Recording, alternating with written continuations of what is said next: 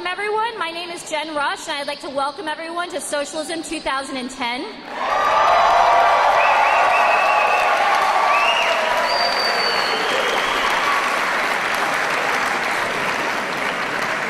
I don't know if anyone else feels as strange as I do being in these opulent surroundings discussing socialist politics. It's a little like the Tsarist Winter Palace, and hopefully one day, like the Russian workers, we will take over this and make it our own.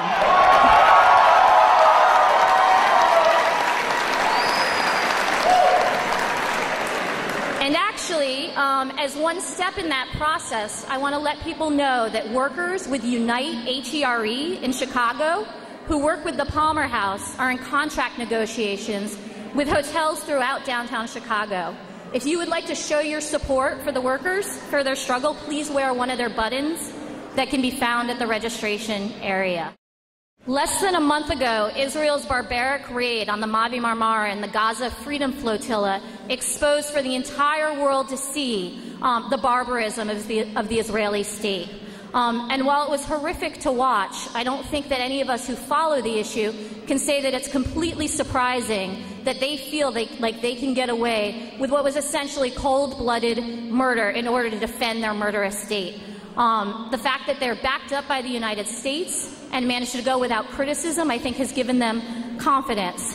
There's emerged a movement in response to it that also shows that around the world there are people who are determined to break the siege on Gaza, to stand with the Palestinian people, and to oppose the genocide taking place by the Israeli state.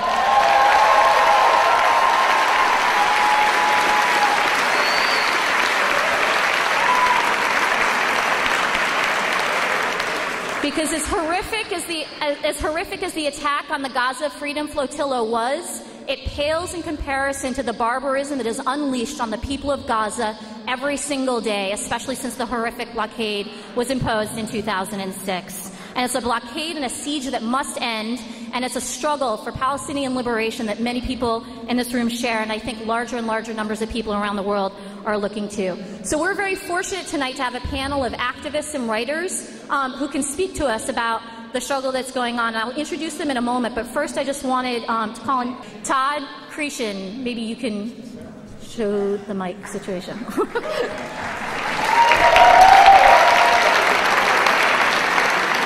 Just a very quick announcement, bringing greetings from the West Coast, but in relationship to what we're talking about here tonight. As we speak, there is an Israeli ship steaming towards the port of Oakland. The ILWU, activists within the union, Palestinian, pro-Palestinian activists in the Bay Area, the San Francisco and the Alameda Central Labor Councils have decided they are going to picket that ship, and we are pretty confident that it will not be unloaded.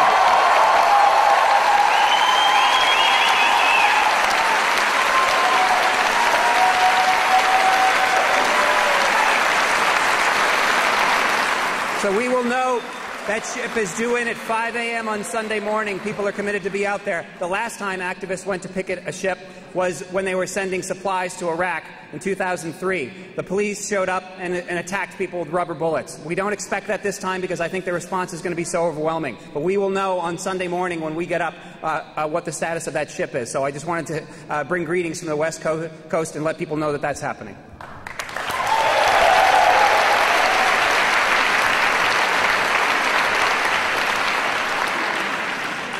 Before I introduce our first speaker, I did just want to announce that there was another speaker that was supposed to be here with us tonight, Ali Abu Nima, who's the founder of Electronic Intifada,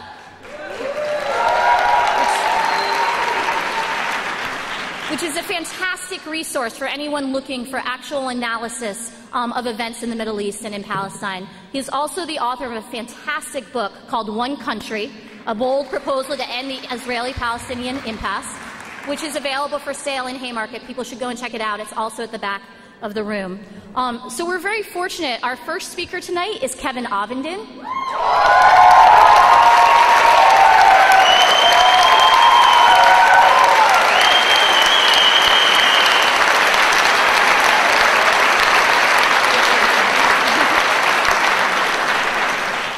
I'm thinking from that response he doesn't need much of an introduction, but for those who don't know, he was the coordinator of Viva Palestina, it has organized 3 land convoys to Gaza to break the siege. Viva Palestina was also one of the sponsors of the Gaza Freedom Flotilla, and he was aboard the Mavi Marmara when it was attacked by the Israelis. And he will speak tonight about his experience in the struggle to break the siege on Gaza. Thanks.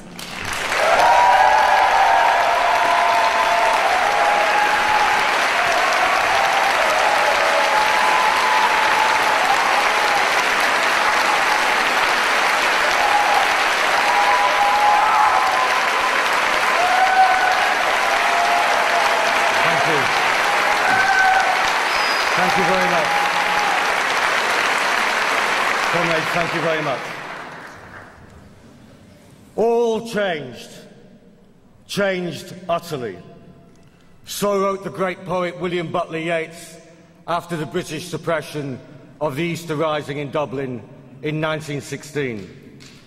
After Bloody Monday in the Eastern Mediterranean, we can complete that couplet.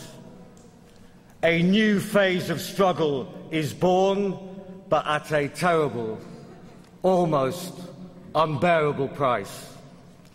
9 of our brothers taken from us, scores more wounded with gunshots, their blood now lapping on the shores of Gaza.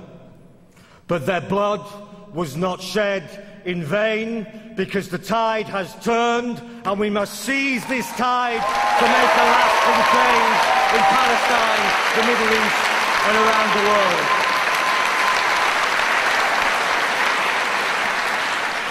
We remember all of them. I remembered them on the Monday nights, bound in an Israeli dungeon in the Negev desert, a place where any self-respecting friend of Palestine would be honoured to spend just 1 minute. I remembered the older man, 1 metre in front of me, shot through the leg. The younger man, slightly younger than me, 50 centimetres to the right of me, shot through the abdomen. I remembered the photographer holding a stills camera, shot through the forehead, the high-velocity bullets blowing away the back third of his skull, cradled by a friend of mine, Nicky Enchmarch, as the last few seconds of his life expired. All 3 of these shot from above. In all instances, not one Israeli commando in any immediate proximity. Completely unfeasible to claim that anyone was in fear of their life or in fear of violence when they rang out those shots which gunned down those men. The lies are falling apart thick and fast. The evidence is being accumulated. I could go through all of the testimony and the evidence, and it will be accumulated, not by the Israeli tribunal, the whitewashed tribunal that they've set up in Tel Aviv. There's only one thing you need to know about this tribunal. The bona fide for its impartiality is that Israel has invited onto it to take part a man called David Trimble, who is a representative of the unionist establishment in the north of Ireland, which itself is complicit in covering up the massacre of 14 unarmed civilians on the streets of Derry and covering it up for 38 years. There'll be no truth, of course, from this inquiry, and we want an independent inquiry, but we do not have to wait for an independent inquiry, because the bald and blood-soaked facts are very straightforward. On the one hand, 9 people dead. On the other, 3 or 4 roughed-up Israeli commandos. Now, as you say on this side of the Atlantic, go figure. And millions of people around the world have already gone and figured. And that's why Israel was on the back foot immediately that this massacre took place. But the enemy doesn't rest, and they're trying to get back onto the front foot. In particular, there is now a concerted effort to isolate, to denigrate, to calumniate against the government of Turkey, the people of Turkey, and the civil society organizations of Turkey, in particular the courageous İHA led by Bülent Yıldırım. And in these circumstances, we as an international movement cannot allow the Turkish front to be isolated. And that means that from Vermont to Lake Van, from California to Cairo, we must link arms together and all take a step forward into the front rank of this movement to propel it forward. This is what we must do now. We cannot allow the arguments that they're putting about, the propaganda, to gain currency. We need to refute them. We need to refute the slander that there is any affinity whatsoever between the mass, democratic, politically and civilly engaged but Islamically inspired organizations in Turkey and the nihilist sectarians of Osama bin Laden and of Al-Qaeda. We cannot allow any credence for that argument whatsoever. And we cannot allow the argument that the massacres on the Mavi Marmara were in any sense the responsibility of those of us who were aboard. That Israel, in some sense, was attacked. Attacked by Ibrahim Bilgin, a 61-year-old father of 6, who was a candidate for mayor in forthcoming elections in his hometown. Attacked by 38-year-old Cevdet Kılıçlar, a brilliant photographer and journalist, a father of 2. Attacked. I'm minded of what Malcolm might have made of this. Oh, you see, we didn't land on Israel. Israel landed on us.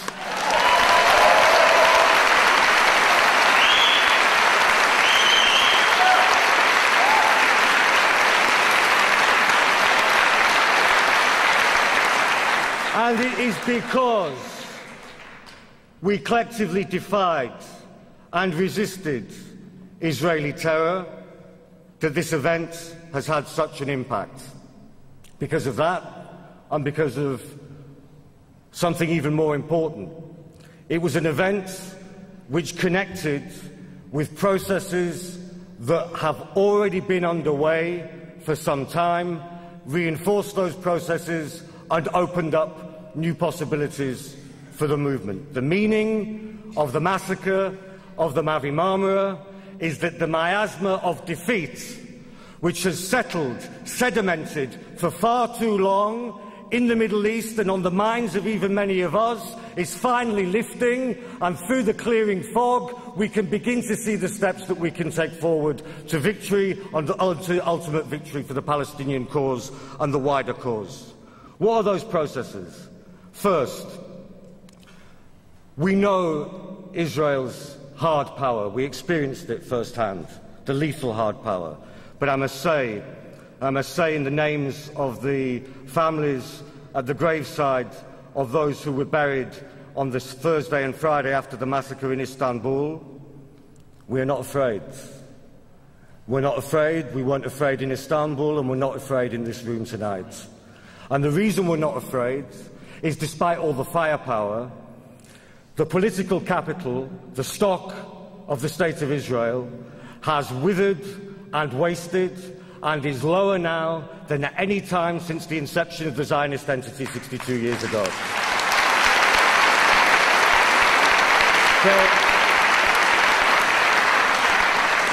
There was a time, some people in the audience are old enough to remember, where in many countries, even progressives, and in some countries, particularly progressives, saw the State of Israel as some kind of social democratic outpost facing a sea of hostile, barbarous Arabism, a Sweden on the Eastern Mediterranean.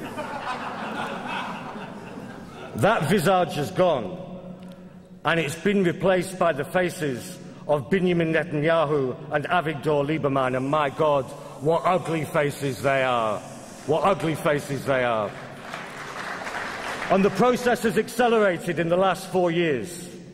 Israel's invasion of Lebanon 4 years ago resulted in military and political defeat.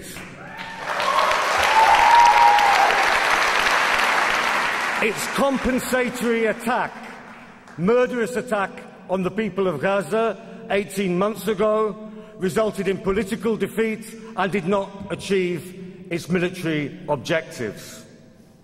Now we have a situation in the country I come from, in Britain, and in Germany, and in Ireland, and in Australia, where many people who don't really care that much about the Middle East are asking the question, well, what's in it for us in this relationship with a state that will forge the passports of our citizens in order to carry out an extrajudicial execution, thereby putting at risk any British passport holder who travels to Dubai? We have a situation now where some people in the United States are asking, and we should encourage more to ask, what's in it for the citizens of the United States, for the White House's billions of dollars of subventions to be voted through every year by Congress to provide the very bullets, the 5 bullets that were fired into the head of Furkan Doğan, an American citizen? What's in it for people? What's in it for you? What's in it for the ordinary people in the United States? And because of this, the movement has been growing. The convoy movement over the last 18 months, the Viva Palestina convoys, bigger and more effective. The individual ships going to Gaza, leading to the flotilla of 6 ships which was so brutally attacked. The question which I'll address towards the end of the isolation of apartheid Israel in the way that apartheid South Africa was isolated through boycotts, divestment and sanctions. It's because this movement is growing that even in the Negev deserts, isolated as we were, we could explain to those who were perhaps more fearful, don't worry, the truth will get out. We have friends. Some of them we know, many of them we don't, but they will take to the streets instantaneously. And you did. You took to the streets instantaneously.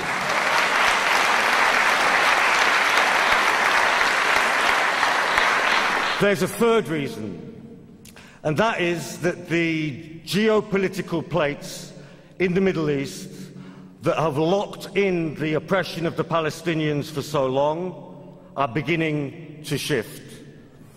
Put simply, perhaps too simply, but certainly quickly, you didn't have to be Henry Kissinger or Zbigniew Brzezinski to know in 2003 that if you knocked out Ba'athist Iraq, that the Islamic Republic of Iran would gain in prestige and influence in the region. That was obvious. But it was also predictable that other powers, or would-be powers, would seek to step into the regional vacuum that you created. And underlying all the contingent political events that are happening, that's what's happening with the state of Turkey and with sections of Turkish capitalism, attempting to redefine its role inside of the Middle East, not in complete opposition to the United States, but straining at the bonds of the embedded relationship between the Turkish state and the State of Israel, between the Turkish state through NATO and to the United States. It's a process which is not moving simply in one direction. In 2003, the Turkish Parliament voted in what was a pivotal moment not to allow the United States to use the 14 air bases in Turkey to muster an invasion of Iraq from the north. It helped to concentrate the minds of the MPs that there were hundreds of thousands of people protesting outside in the streets of Ankara. It's not that these state actors will deliver victory. But the actions of these states will create the fissures, and are creating the fissures, through which the struggle can emerge in order to win victories. This is the process which is taking place now. And therefore, to end, the movement is at a turning point. The question is not whether the siege of Gaza will be lifted, but how long it will take and how it will be lifted.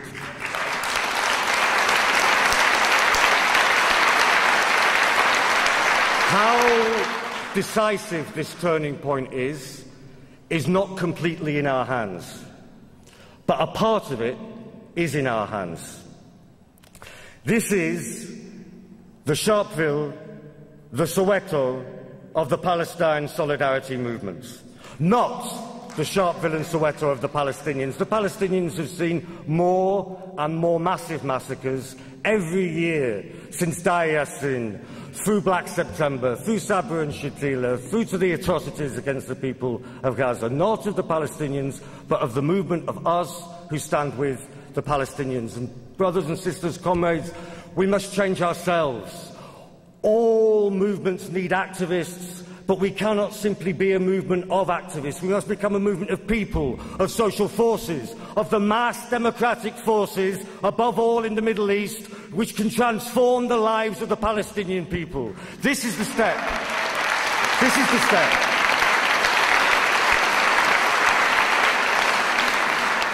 And so, people ask me whether there will be more flotillas and more convoys. There will be more flotillas and more convoys.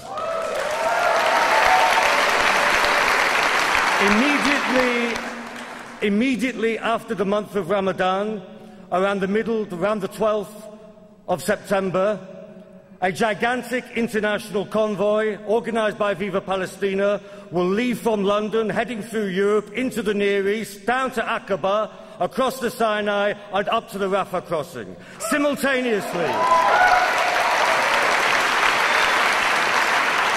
Simultaneously, a bigger, more representative of more countries flotilla will muster in the Mediterranean, travel port to port, and aim to be off the coast of Gaza at the same time as we are at the crossing at Rafah.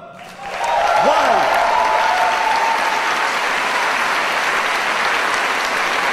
Why must this continue? Because the direct challenge and the direct confrontation with Israel, and it must be said, with those states which are complicit in the siege on the Palestinian people. You see, Rafah is an Arab crossing. If Egypt opened the border to everything that Gaza needed, Israel could go whistle in the dark. The siege would be ended. So a combined pincer movement, and on that day, if not before, this siege will fall. This siege will directly be challenged and the siege will fall.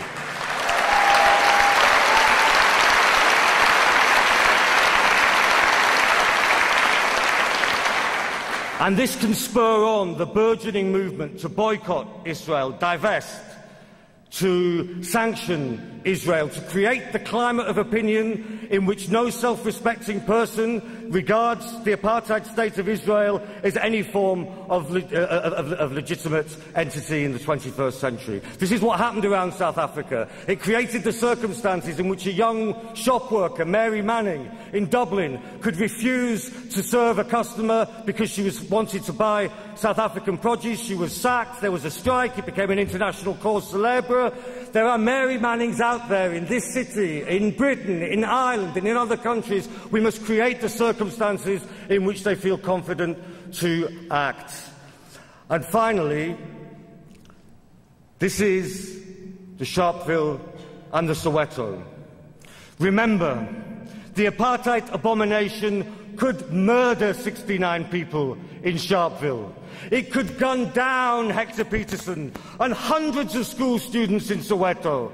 It could torture and execute our prince, Steve Biko. It could assassinate our lion, Chris Hani, but Nelson Mandela walked free. Apartheid did fall. This siege will be lifted. The apartheid wall will fall. To Gaza, to Gaza, through Gaza to a Palestine, free, sovereign, dignified.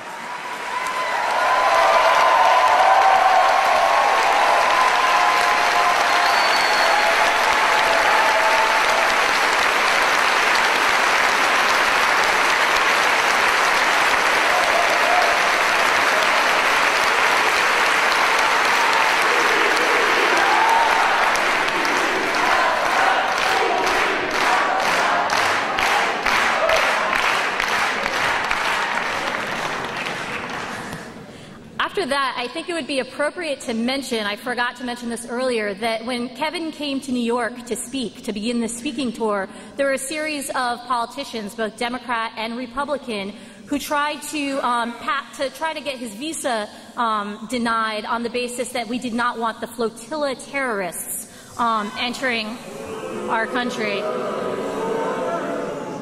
I think you can see why they would be afraid to let him in.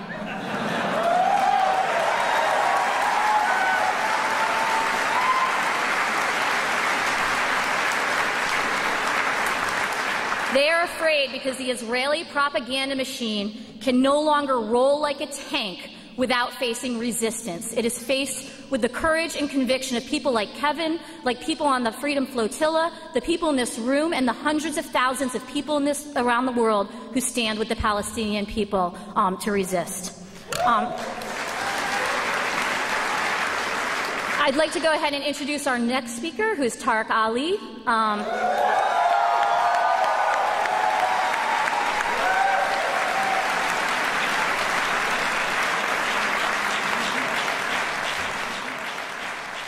He is a writer and activist. He is the author of a series of fictional novels called the Islam Quintet, the most recent of which is called The Book of Saladin. His most well-known book about the Middle East is The Clash of Fundamentalisms. Both those, as well as his many other books, are available for sale on the back and at Haymarket. Please welcome Tariq.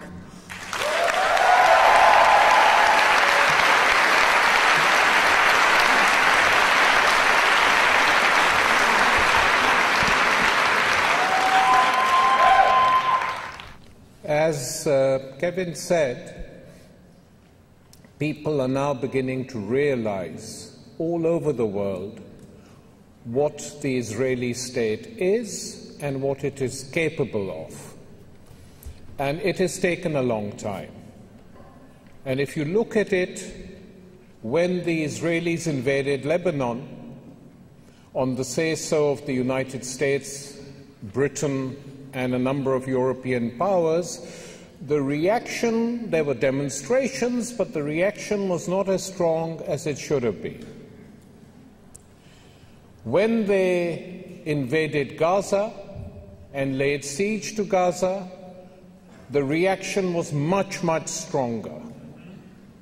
And for many people, the attack on Gaza and the siege of Gaza was one step too far. That went very deep because people could see what was going on. And I say people, I mean citizens. I don't mean governments, because the American government and the European Union government backed the wars on Lebanon and backed the siege of Gaza.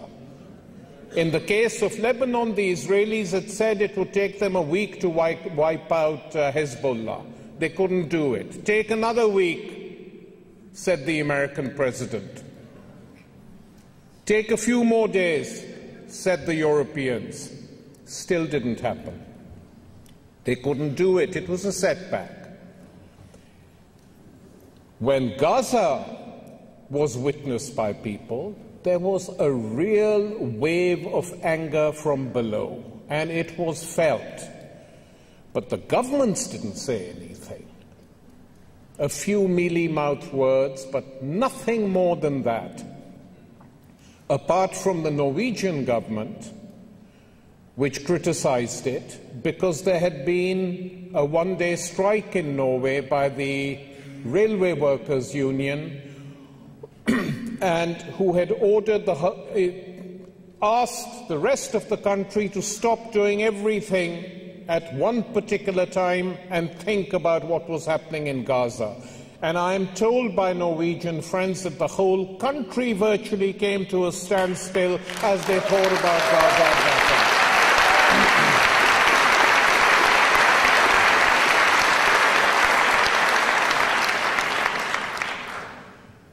So with the attack on the flotilla, we went one step further, because everyone could see that this was illegal, that the Israelis had no right to do it, and it soon became very clear that it was not an accidental decision that was taken, just as the previous two decisions weren't accidental.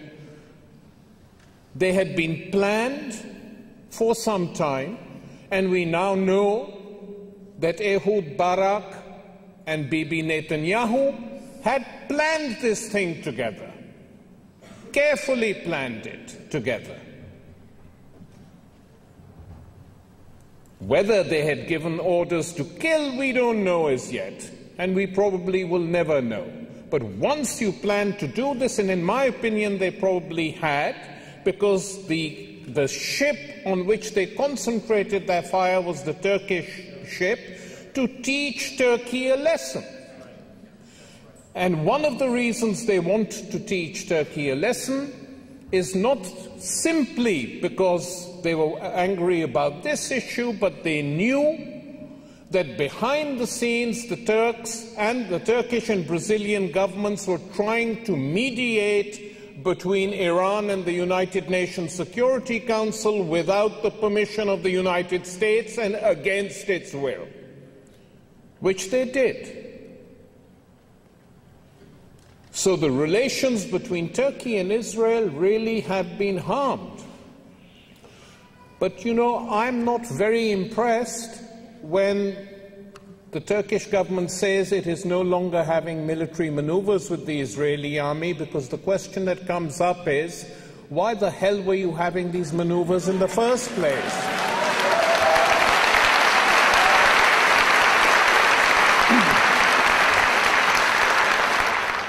When Gaza took place, the assault on Gaza, the only two countries in the world which withdrew their ambassadors from Israel and made very angry speeches were the governments of Venezuela and Bolivia, many continents far away.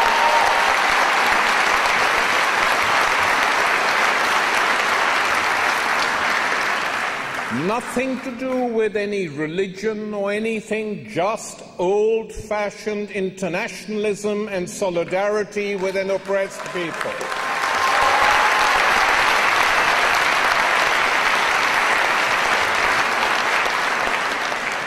And they did it, and they did it again.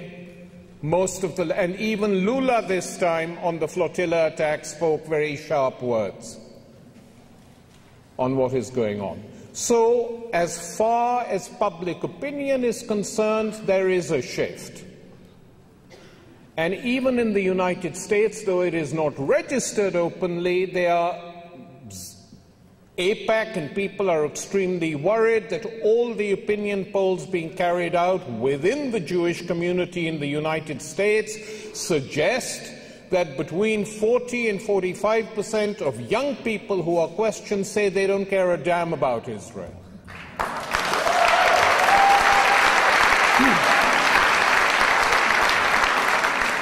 And that worries them. That worries them because if this is the case, then in a couple of generations' time, the support for this style of activity which AIPAC carries out in the United States, blackmail and buying up senators and congressmen, will probably come to an end. Can't go on forever. And it worries them. Because it is a fact that when Gaza was happening, 100% of the US Senate voted for it, in its support, and virtually the whole of Congress.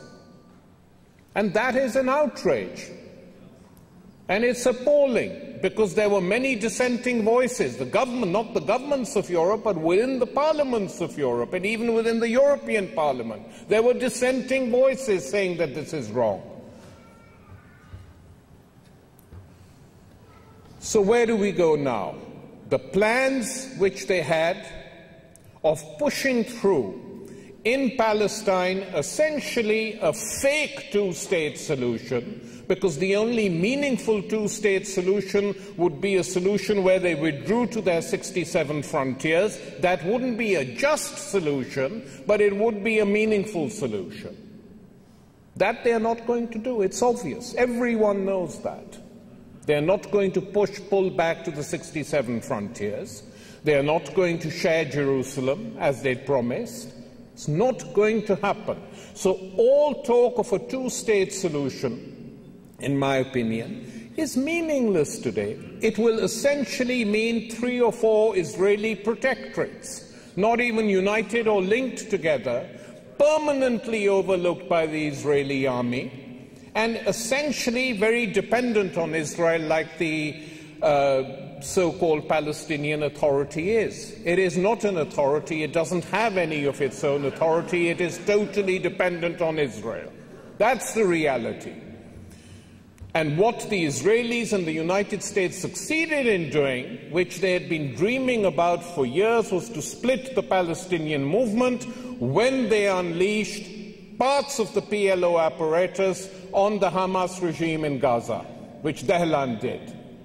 And during the Gaza siege, they didn't permit demonstrations in the areas controlled by the PLO. They were repressed. That's a fact. And we have to bear all this in mind to know the scale of the problem that confronts us. Now, the attack on the flotilla and the siege of Gaza did unite Palestinians from below, not at the top. Did unite Palestinians from below, but the division of the Palestinian national movement has been a big blow. Let's not pretend it hasn't.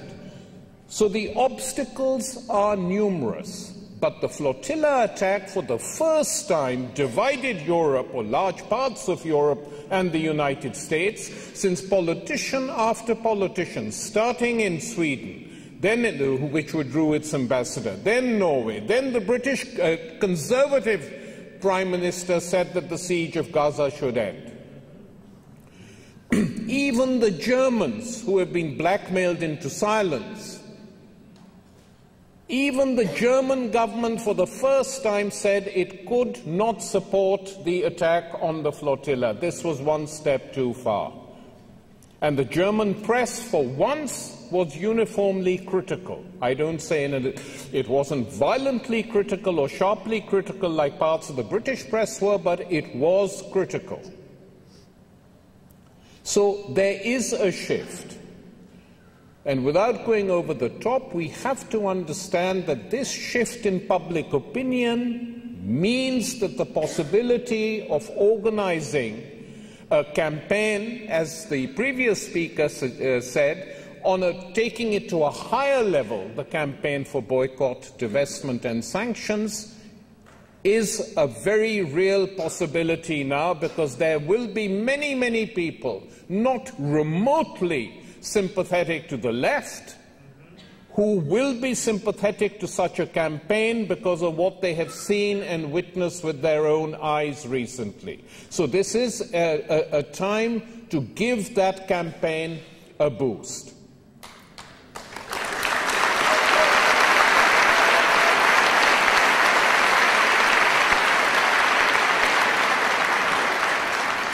And I say to you again, because I often say to audiences in the States that you have a heavy responsibility. You are citizens in an imperial country. And this is a country which could, if it wanted to, the situation, they say the problem in the Middle East is two intractable sides. Nonsense. Because the old argument that the Israelis used to use in the 50s and 60s, we'll be wiped out, we'll be driven into the sea, and some stupid Arab politicians actually said that, but no one says that now. And even if someone said it, It's the notion that anyone can drive the Israeli army, the sixth largest in the world, and a nuclear power anywhere is just beyond belief. It's grotesque. So the notion that Israel is now threatened, the notion that Israel is now a threatened country is nonsense. It is not based on any reality whatsoever. It is Israel that threatens. It is Israel that blackmails. It is Israel that refuses to allow the Palestinian people any right of national self-determination at all. And given this, we then have to say the Palestinians have tried everything. They have made many mistakes as well, which one shouldn't, forget or cover up. But they have tried anything. They have been, the PLO in particular, has been on its knees, desperate for crumbs in the Oslo Accords. Even those crumbs they weren't given. So there is now, apart from our task is to wage a campaign, a peaceful campaign, the BDS campaign abroad, that will genuinely be helpful. Have no doubt about it. But as far as the Palestinians are concerned, in my opinion, there is only one solution now in Palestine, and that is a one-state solution.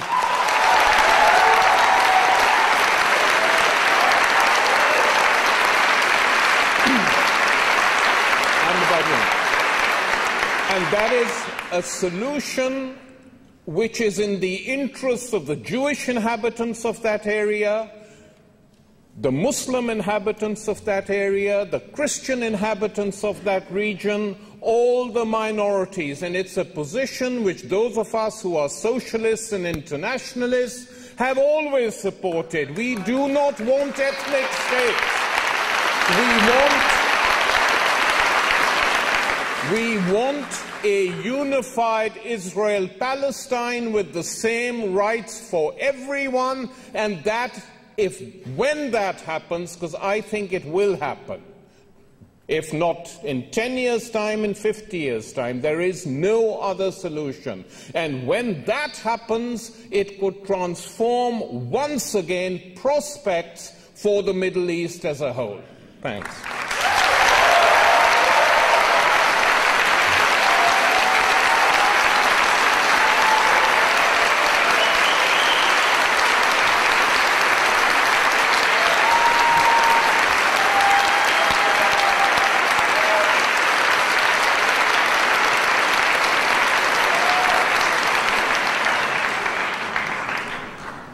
The prelude to Israel's most recent assault on Gaza, the most recent stage of its assault, was also its invasion of Lebanon, where they were driven out by a mass popular-based resistance.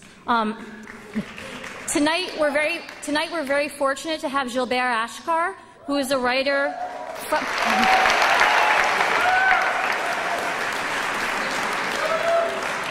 who is a Lebanese writer who is now teaching in London. He is the author of several important books on the Middle East. I will just highlight them. One is The Clash of Barbarisms, The Making of the New World Disorder, Eastern Cauldron, Islam, Afghanistan, Palestine, and Iraq in a Marxist Mirror, and his most recent book, The Arabs and the Holocaust, The Arab-Israeli War of Narratives, which he's speaking on this weekend. Please welcome Gilbert.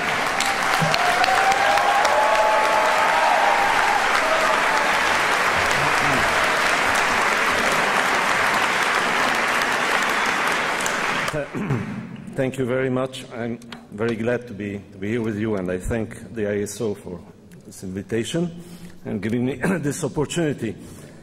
We all agree here on this platform on the fact that, well, let me put it that way, Israel is beginning to lose the battle for public opinion. And this is a very important change that is happening. It has started happening over the last few months and increased recently with the recent aggression over the Freedom Flotilla. Now, what is striking is that Israel is beginning to lose this battle at a time when, as Tariq just mentioned, the Palestinian scene is certainly not attractive. I mean, the image of that the Palestinians are presenting to the rest of the world is really a very bad one. It's really a low point from the point of view of the ability of the Palestinian movement to attract sympathy through its struggle and the forms of its struggle. If you compare that to the time of the first Intifada, especially at its peak in 1988, the difference is huge. So the reason why Israel is beginning to lose this battle for the world, more specifically the Western, actually, public opinion, is related to Israel itself, of course. It's Israel itself and the increasing, or at least increasingly obvious, cruelty of its behavior, the fact that Israel is going more and more beyond what is acceptable to dominant world hypocrisy. And that's the problem. That's the fact that is existing. Now, if you say that, you'll usually have people trying to outsmart you or outbid you and explain that, well, they were not better before. And, well, let me put it that way. They were not better, but they are getting worse. And this is actually, one could say, genetic in the state of Israel, in the very constitution of the state of Israel as a settler colonial state based on the forced expulsion of the native population.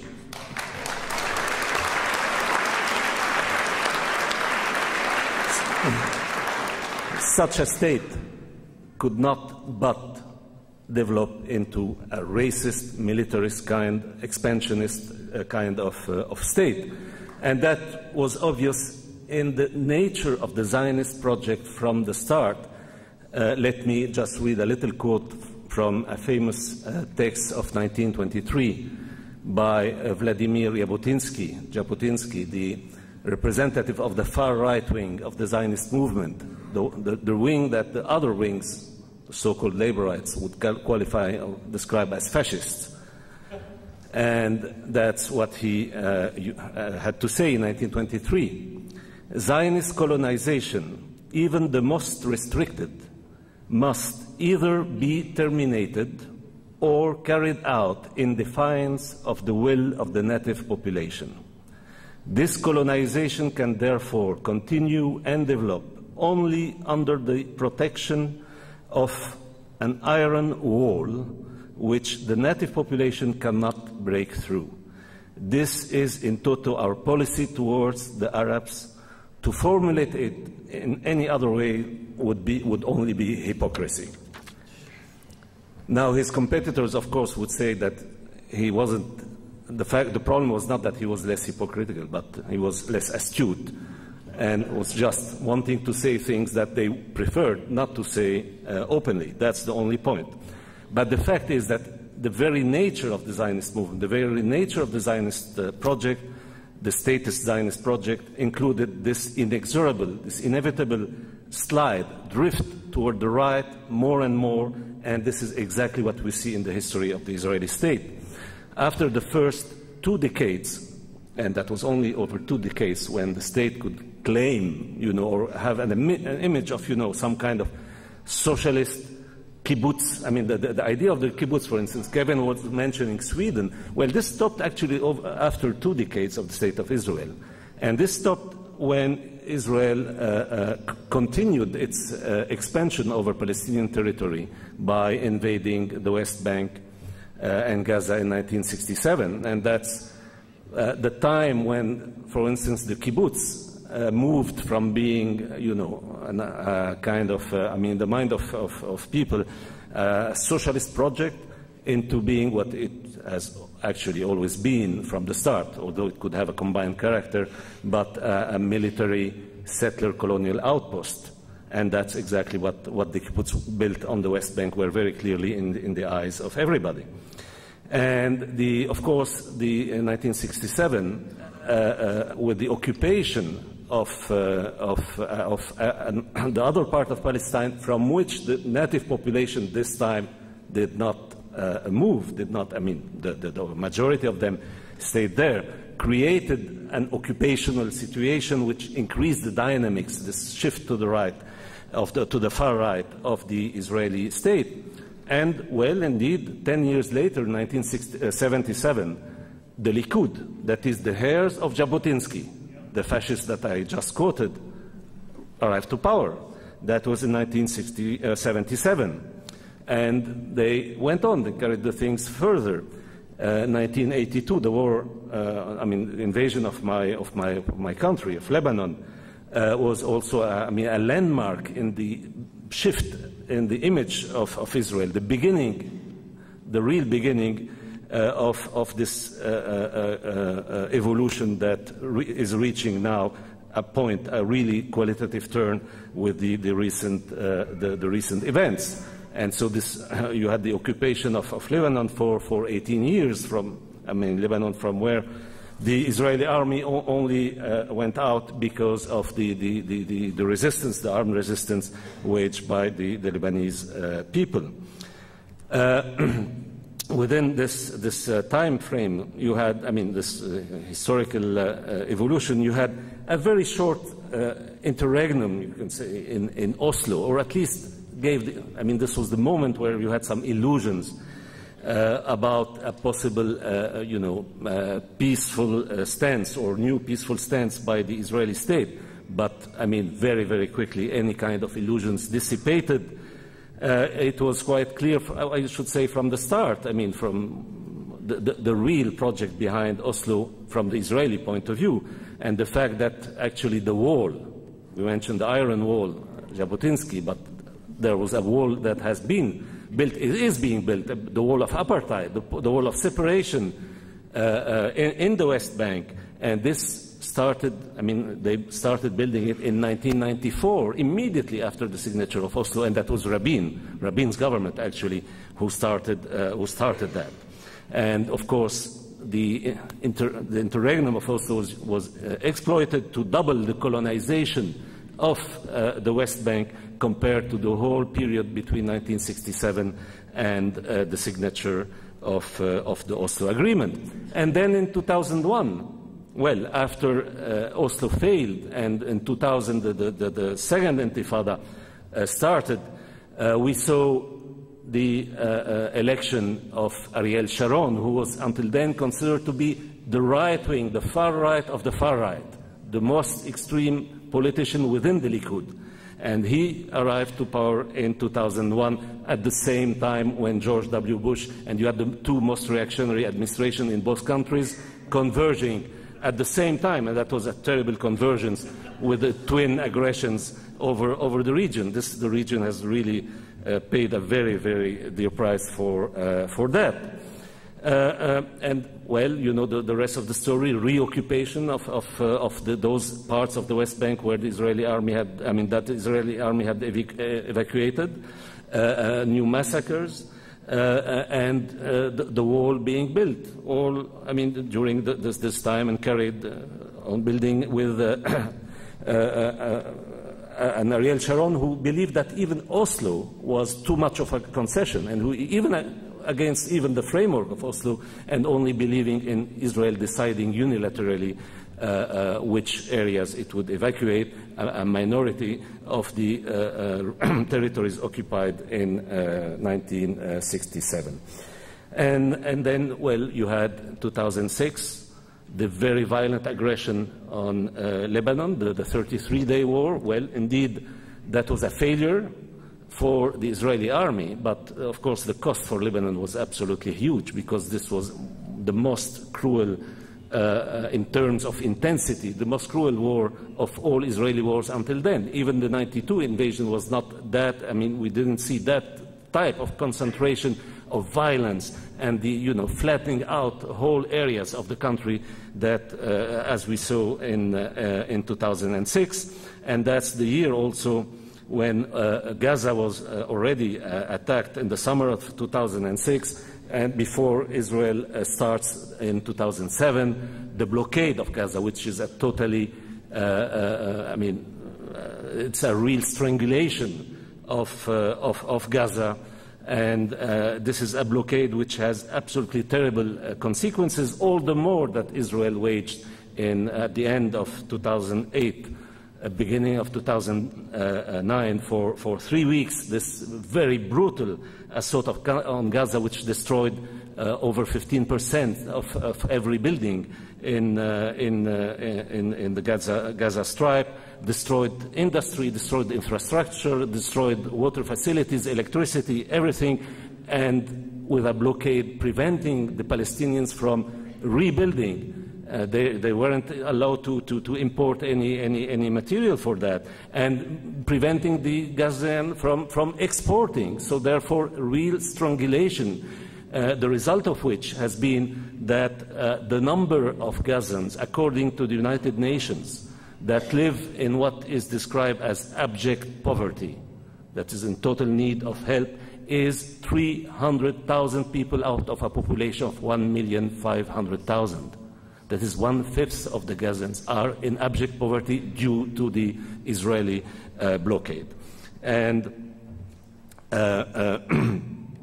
well, this is the situation we are facing. And what's the outcome of all that? Well, the outcome of all that, and continuing my sketch of Israeli political evolution, what you get now is, again, the most reactionary, breaking a new record after Sharon, the most reactionary government in the history of Israel. The founding party of the Israeli state, the so-called Labour Party, is now number 4 in the Israeli Knesset. Number 1 and 2 are 2 fractions of the Likud, that is the fascist, the wing that used to be called fascist.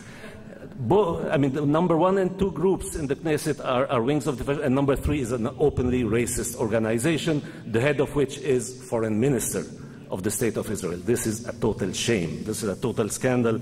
And this drift was, as I said from the start, something that was built in the very constitution of that state and the way it evolved historically. Now, due to the actions, the cruelty, the brutality that the state is more and more displaying, there are less and less people to defend the behavior of the Israeli state. We are seeing more and more of the traditional friends of Israel distancing themselves. Even, Judge Goldstone, a devout Jew and Zionist, very obviously, could not but, and with some intellectual honesty, criticize the crimes against humanity, to name them by their real name, committed by Israel in Gaza. And you saw the kind of treatment that he was exposed to. That's absolutely awful. And so what are left are only at the last quarter of unconditional people, supporters of Israel, the likes of Dershowitz or AIPAC, and that's it. And more people are shifting away from that. And we should point to the fact that the Freedom Flotilla, although at a huge cost, as Kevin pointed to, is the first real and major victory realized by the Solidarity movement. And until then, there was a sense of impotence in the Solidarity movement. There was a sense of impotence, faced with the reality of what is going on there. The idea that, well, whatever we do, this will be just symbolic, but will not lead to anything. But with this event, there has been a real first victory, and indeed we can carry on, and I should say we should really consider that only as a beginning and carry on the fight. Thank you very much.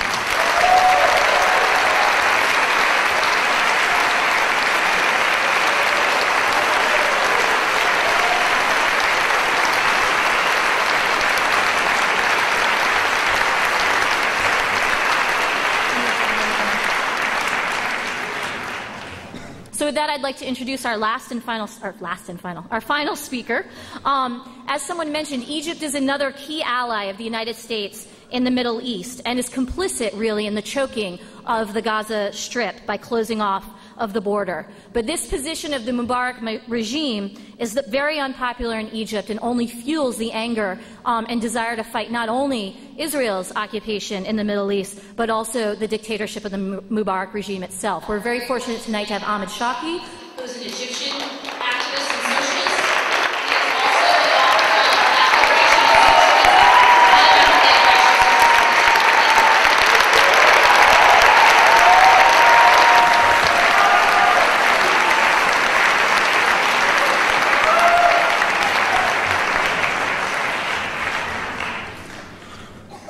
I just have to accustom myself to the glare.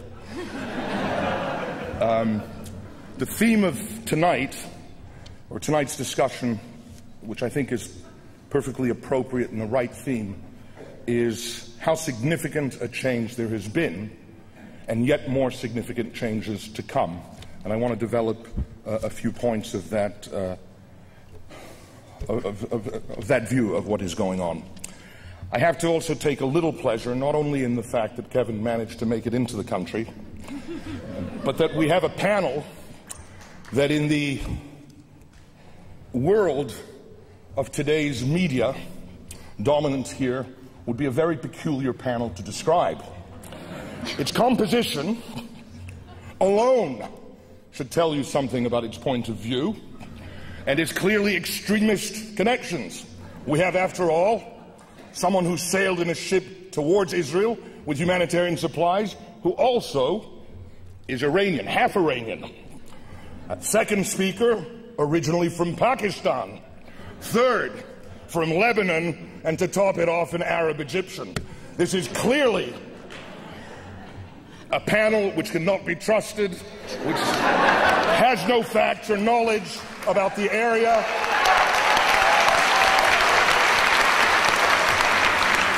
And while I start really as it managed to get a certain cheap joke across, it's not the reason the joke works, however poorly I delivered it, is that we all know that the reality in this country has gone towards a media that characterizes the Arab states, third world people from Muslim countries, Arabs, as one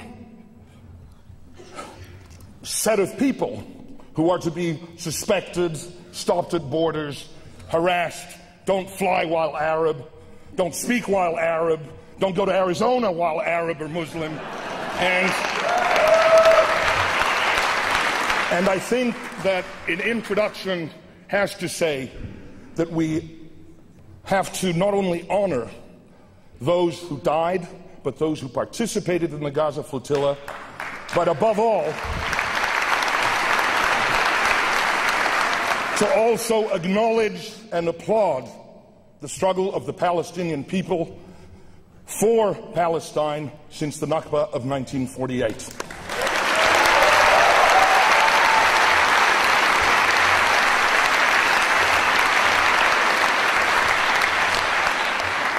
I go back to 1948 because we have talked about a new situation. This is not a new struggle.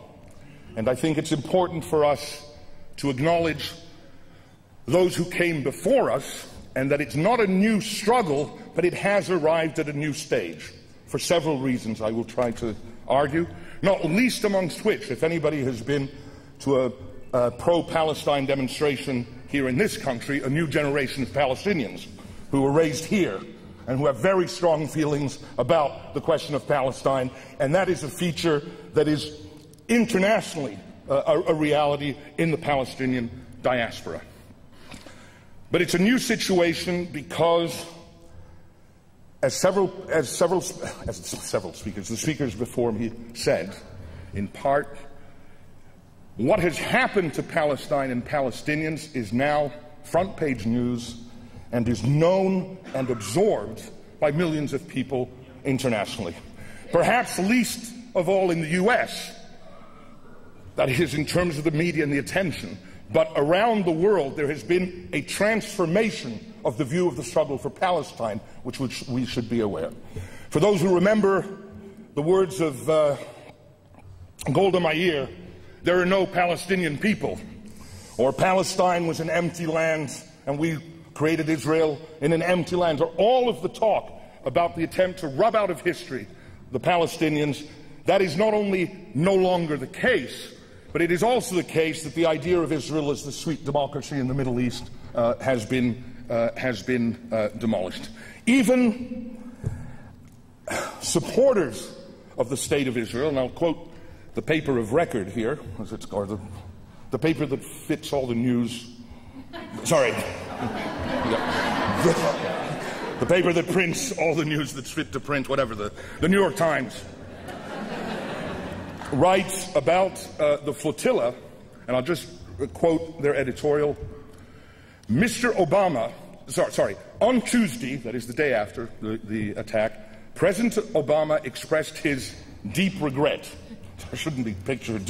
His deep regret, okay, over the flotilla incident. He is doing Israel no favors with such a tepid response. Prime Minister Benjamin Netanyahu has shown time and time again he prefers bullying and confrontation over diplomacy. Washington needs to make clear to him just how dangerous and counterproductive that approach is. Mr. Obama needs to state clearly that the Israeli attack was unacceptable and back an impartial international investigation. You know, the kind of thing that the American administration ran to do. You have to ask yourself what is going on when the New York Times, which does not generally editorialize anything against it, what does that indicate? I don't want to make too much of the quote. What does that indicate? Or what does the comment by a Mossad, the head of Mossad, a few days after the attack on the flotilla, says the U.S. used to see Israel as an asset. It now sees us as a deficit. What is that discussion all about? I think two things have come together in a way that opens up a completely new phase. First, the decision by the American empire, by American imperialism, to adopt a policy, the war on terror and the war the preemptive war against enemy states in the attempt to dominate the world, and to have at its linchpin in the Middle East a country which requires, as previous speakers have stated, the expulsion of the native population from their land as a condition of its very existence. Not only enshrined in the structure of the state and the constitution of the state, but the means for the continued existence of Israel requires the continued expulsion of Palestinians. The two-state solution that was proposed and floated in the early 1990s, beginning with the Oslo Accords in 1992, was anything but a two-state solution. It was a one-state solution, except a one exclusivist state solution. And the carving up of Palestinian lands, the carving up of all of the Palestinian territories, and the withdrawal from Gaza was not the beginning of independence, but the attempt to create the conditions in which further containment and further violence could be conducted against the Israeli population. I remember attending a very, very important meeting that was held in Chicago, at the University of Chicago, with Ali Abu Nima of Electronic Intifada, Professor Merzheimer, and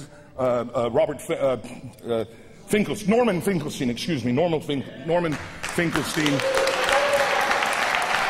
which was packed out, and in which one of the speakers, I apologize, I don't remember which one, quoted Arnon Sofer, a geostrategist from the University of Haifa, who is head of research for the IDF's, that is the Israeli Defense Forces, National Defense College.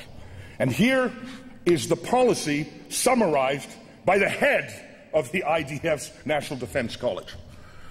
He gets a question. In our previous interview, you made many assertions about what could and should be expected to happen following the disengagement from Gaza. You claim now that everything has played out that way, the way you said it would. Suffer. Yes. I said the pressure at the border will be awful. It's going to be a terrible war. So if we want to remain alive, we will have to kill, and kill. End quote. He continues. That statement caused a huge stir at the time. And it's amazing to see how many dozens of angry, ignorant responses I continue to receive from leftists in Israel and anti-Semites abroad. I repeat, Israeli policy will have to be, we will have to kill, kill, kill. Yes? And then you go to the anti-Semites and the crazy leftists from Israel who took my words out of context. To be fair, I have to finish the quote. I didn't recommend that we kill Palestinians. I said we'll have to kill them. I didn't recommend that we kill Palestinians. I said we have to kill them. Now, there is a policy involved here. There is a policy involved here, which is that the condition of our survival as an exclusivist Jewish state requires the subjugation and the separation of the Palestinian population, which, unlike South Africa, is not a population at this moment that Israel is dependent on for labor. And that the policy of those who run the state of Israel is containment and further expulsion. That policy led to the onslaught on Gaza, with obviously the green light from the President-elect Obama, who said nothing about the assault on Gaza while it took place, and was inaugurated into office a day or two after it had ended. But U.S. policy in the region has not changed. There has been a cosmetic change, a change from Bush to Obama. U.S. policy in the region has not fundamentally changed, and it cannot maintain that kind of policy will produce the kind of situation that the United States finds itself in now. Because it's not only what Israel does, it's also a change in the whole relations in the region, including Turkey, which Kevin just said a few things about the Turkey. Remember, this is the ally of yesterday. This is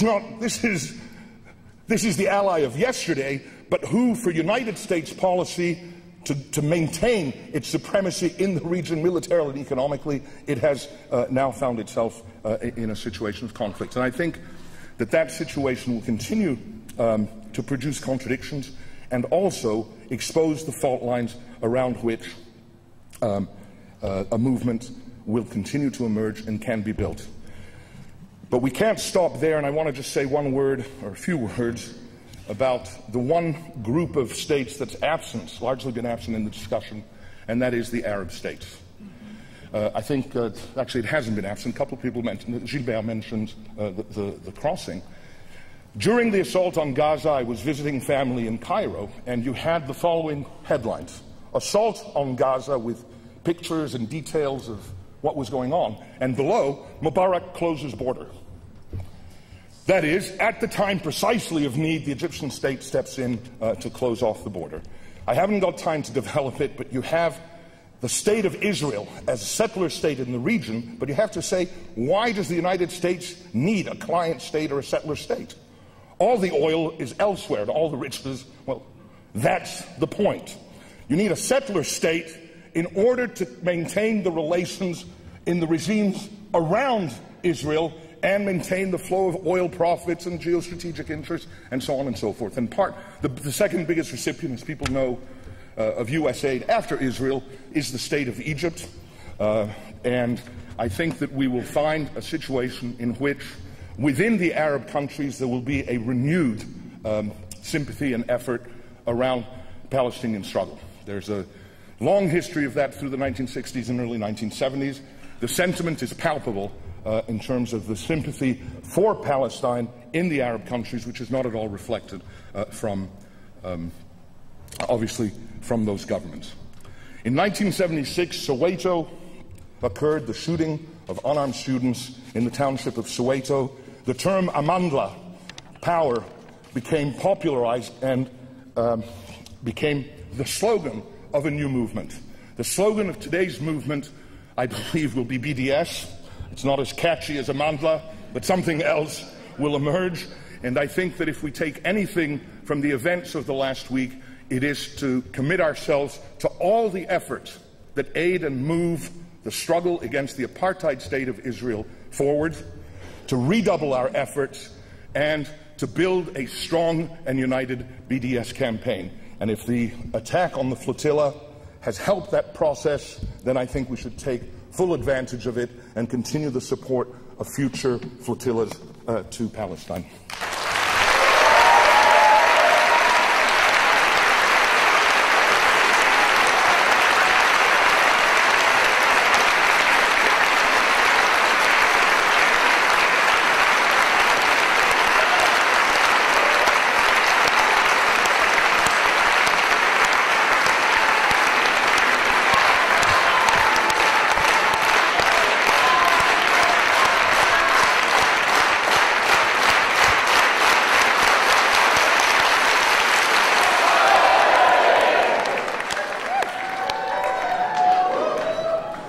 for coming. Stick around and enjoy the rest of the conference.